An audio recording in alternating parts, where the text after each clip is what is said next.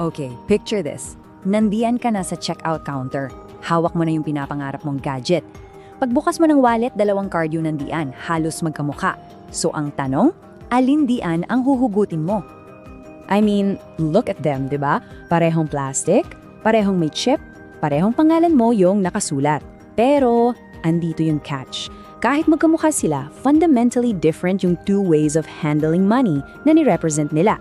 Yung isa, pera mo na yung ginagastos. Yung isa naman, pera pa lang nakikitain mo. So let's dive in and break down kung ano ba talaga ang pinagkakaiba nila.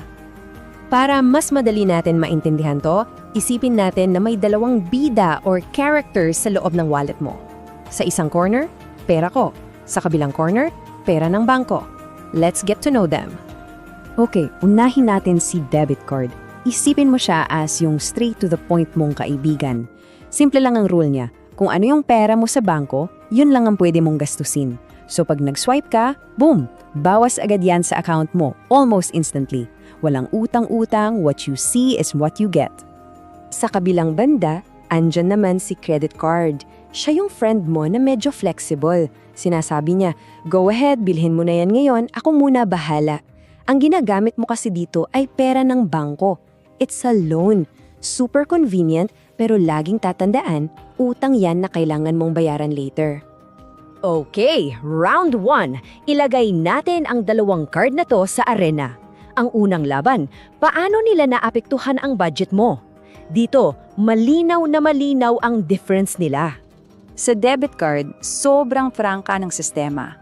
Kung may 5,000 pesos ka sa account mo, 5,000 pesos lang ang magagastos mo, period. Dahil real-time yung bawas sa pera mo, ramdam mo agad. This forces you to be disciplined. In short, hindi ka makakagastos ng perang hindi mo pahawak. It really helps you stick to your budget. Sa credit card naman, dito pumapasok yung buy now, worry later mentality, di ba? Kasi hindi naman nababawasan yung cash mo sa bangko agad-agad. Ang nangyayari, you're building up a balance, isang utang na kailangan mong bayaran. Yes, it's flexible and great for emergencies, pero dito rin yung danger. Kung hindi ka maingat, pwedeng mabilis lumaki ang utang mo. Okay, round 2. Ito, sobrang importante para sa future mo. Ang credit score. Ano ba to? Well, isipin mo siya as your financial report card. Sinasabi nito sa mga bangko kung gaano ka ka-responsible sa pagbabayad ng utang. So sa laban na to, sino kaya ang makakatulong sa atin? Okay, let's be clear about this. Yung debit card mo, walang epekto yan sa credit score mo. Bakit? Kasi sarili mong pera yung ginagamit mo, hindi ka naman umuutang. So, hindi siya nire-report sa mga credit bureaus. Hindi siya nakakatulong, pero at least hindi rin naman siya nakakasama. Neutral lang siya. Dito naman, dito talaga nagsha-shine ang credit card. Pero, may malaking pero. Dapat gamitin ng tama. Isipin mo, every time you use your credit card responsibly, you're building your financial future. Paano? Simple lang. Number 1, gamitin mo yung card. Number 2, and this is the most important part, bayaran mo yung bill on time and in full if possible. Gawin mo yan consistently and your credit score will go up. At pag mataas yan, mas madali para sa'yo na ma-approve for big loans later on like for a car or a house. Okay, round 3, and this is a big one, security.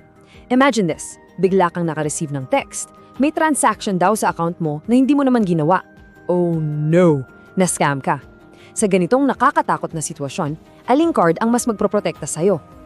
Okay, dito masasabi nating may clear winner, ang credit card. Bakit?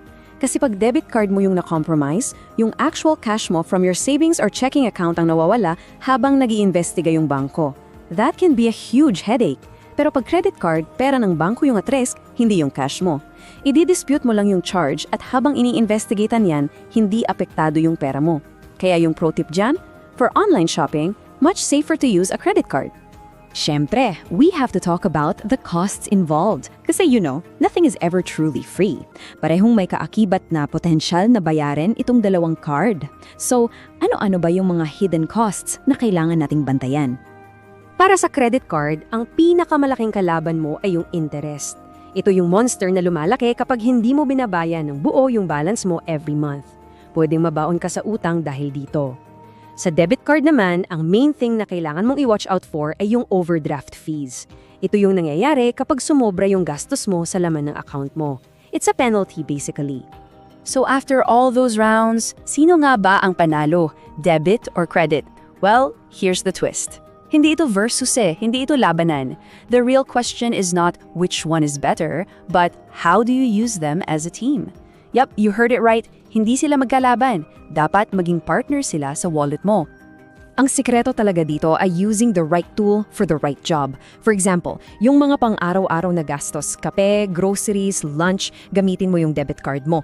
Why? Para sure na pasok ka sa budget mo at hindi ka nangungutang for small things. Pero para sa mga malalaking purchases, yung bagong phone, appliances, o kaya pag nag-online shopping ka, dyan mo gagamitin si credit card. Para yan sa purchase protection, warranties, and of course para ma-build yung credit score mo. Kung may isang idea lang na gusto kong iwan sa inyo from all of this, ito yon. Isipin mo na ang debit card ay para sa pag-manage ng buhay mo ngayon. Ang credit card naman, when used responsibly, ay para sa pag-build ng buhay mo para bukas.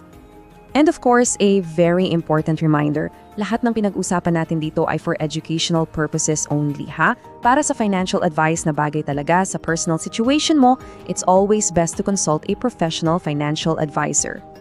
So, balik tayo sa scenario sa simula, nandyan ka na ulit sa counter, pero ngayon, alam mo na ang superpowers ng bawat card. Alam mo na kung kailan sila dapat gamitin. So, ang tanong ngayon ay, paano mo sila pagsasamahin to win your own financial game? The choice and the strategy is now in your hands. Thanks for tuning into Silent Wealth. Please subscribe and hit the notification bell so you never miss out on the latest tips and strategies to grow your wealth.